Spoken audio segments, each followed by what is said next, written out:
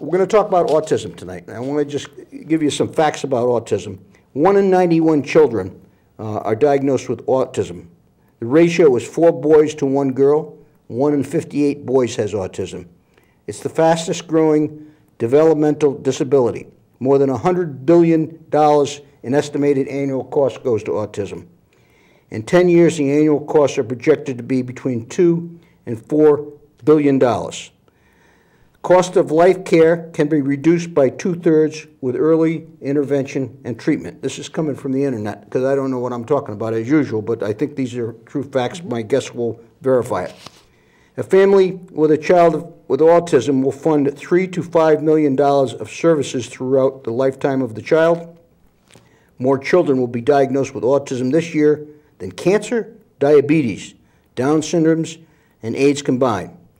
Autism, on the other hand, receives less than 5% of the research funding of most of the more prevalent childhood disorders. Approximately 1 million individuals in the United States have autism. Now, my guests tonight,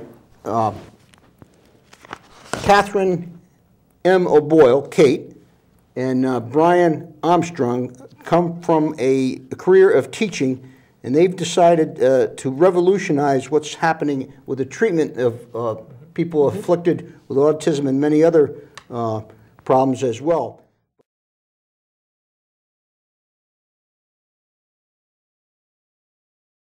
Let's talk about sensations. Really, it was a brain trust of Brian and myself coming up with a way of how we can support people that have disabilities in Connecticut, and especially southeastern Connecticut, because we're so familiar with the population there, the kids there, having worked here.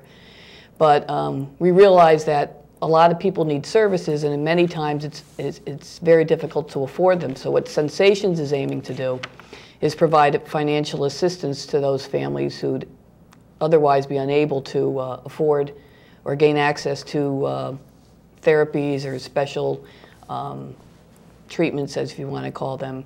We're looking for multi-sense-based therapies. We're looking for aquatherapy, occupational therapy, physical therapy, counseling, social skills development, and recreational experiences. What we'd like to do is be able to help people afford these types of services.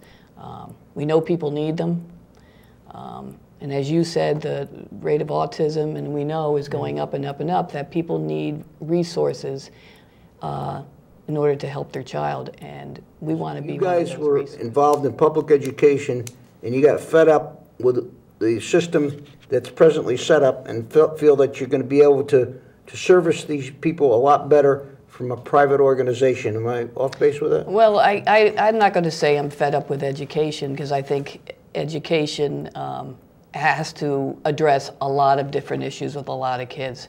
But one of the things that I do want to see is more services for kids with disabilities other than just the schools.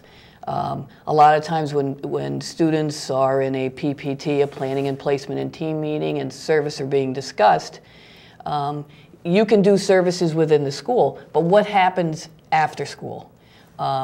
What are they going to do after school? And I think a lot of parents worry about, what about the hours when kids aren't in school? And what we're seeking to do is extend that, if you want to call it education or therapy, or we like to call it therapeutic recreation, where these kids can come and receive services in an atmosphere that's fun. It's not like being in class, but at the same time, you're learning different ways to address the needs that you may have, whether they be learning how to, work with people or meet and greet people, or be able to follow directions or take turns. To say I'm fed up with education, I'm not fed up with education, but what I really want to see is people, not just me, not just Brian or yourself, all of us talking about ways that we can help people who are disabled and don't have the means to help themselves. I think that is our obligation to do that.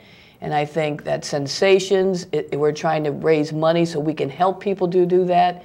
But I think the idea that Brian and I have with, providing all the services in one place is what people need. They don't need to be driving 50 miles here, 50 miles there, if they can get what they need in a centralized location. And for me, I've always had the goal that I wanted to make a big difference with children. And being in the classroom model, working with 6 to 8 children a year, it wasn't enough. I want more. I want to make a bigger difference, have a positive impact on children. So with that in mind, it was time to look at something private and use what I've learned in education through the years, bring it to the table, but also bring the team approach to supporting families.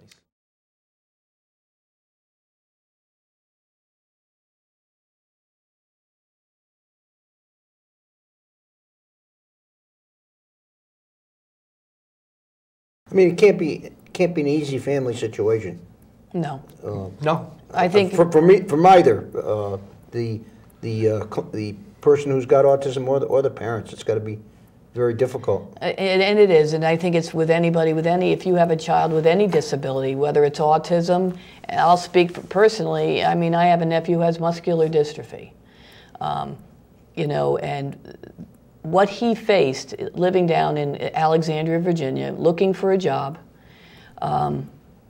he would get to the places, there wouldn't be a ramp for him to get into. He couldn't get in there. There weren't handicap accessible some of the places, and you would expect in Washington that would be the case. But he had difficulty finding, you know, employment. And here's a guy that can do anything. He has muscular dystrophy, and he's in a wheelchair, and maybe his movements are, you know, are a bit, you know, stunted. But the fact that he found it difficult to find a job. To me, that's just unconscionable. We cannot allow that to happen. Do you have a timeline as to when you think you'd be in operation, and how far away are you? And Brian showed me the other day on his computer some of the programs that are I mean, they're fantastic. And we didn't show them tonight, but how far away are we from being in operation? Well, I'd like to think that after tonight's show we'll be in operation, because there's going to be somebody out there who's going to hear what I said and be willing to give us the money that we need to fund this. Can autism be prevented? I mean, that is one that, again, I'm going to go back to me being a father.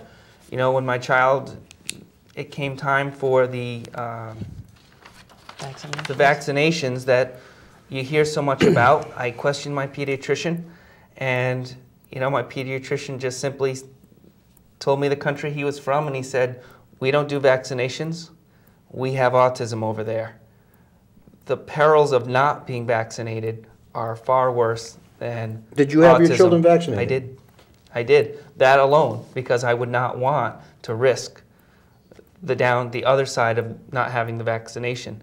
And so I don't know if it can be prevented. I think the rise in numbers are just from awareness and better assessment tools. I mean, we are assessing children at a much younger age, much more intensively, and people are much more aware. So even if their child isn't autistic, if they see an autistic tendency, parents are likely to come forward and say, could you please give us that assessment?